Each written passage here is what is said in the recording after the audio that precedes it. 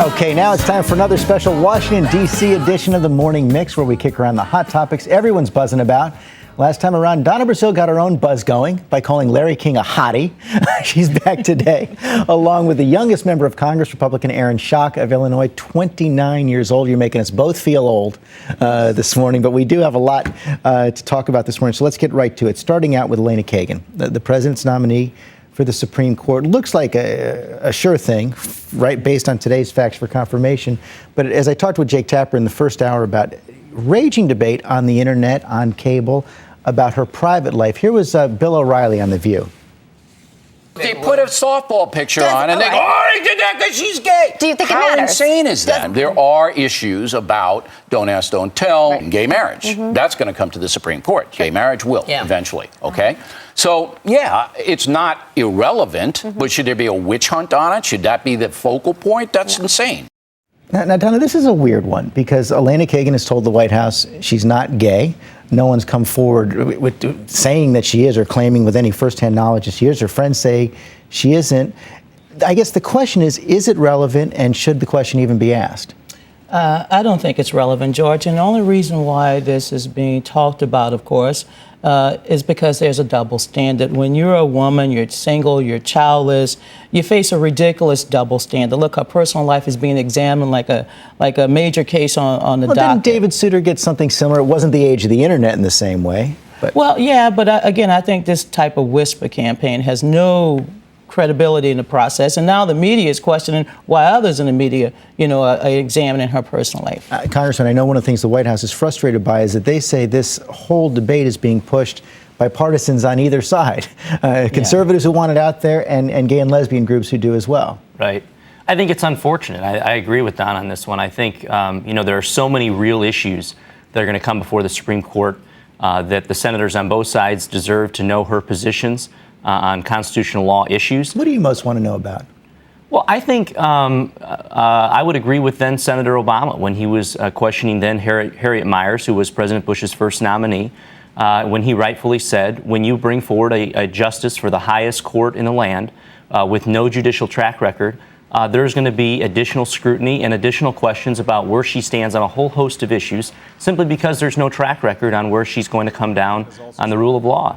It really shouldn't matter whether or not she's a lesbian or not. What should matter is her position on the law, how she will interpret the Constitution. There are so many important issues, George, that will come before this court. I'm more interested in knowing her views than, her values, or her personal life. But do you think she has to find some way to just put this to rest, or is that just not possible? You just keep moving forward? You know what? Look, let it go.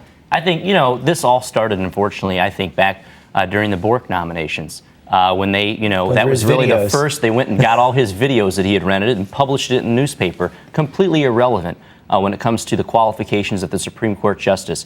And every justice since then, their life's been examined. That's true, but ever since then as well, and this is why it gets kind of tricky, presidents have used the personal biography, the life stories of the justices, whether it's Clarence Thomas or Sam Alito or Justice Sotomayor, to make their case and to show how connected they are. So then can you wall off one part of a person's private life? I think, like you say, most senators will agree it's not relevant, but I don't think the debate has ended. Another debate raging in the country right now about schools and teachers. We're seeing layoffs of teachers all across the country. Another school district in Missouri this week going to a 4-day school week. Yesterday, President Obama came out for $23 billion more to help avert these layoffs. Out in California, they've had a real problem. Megan Fox made a video about it.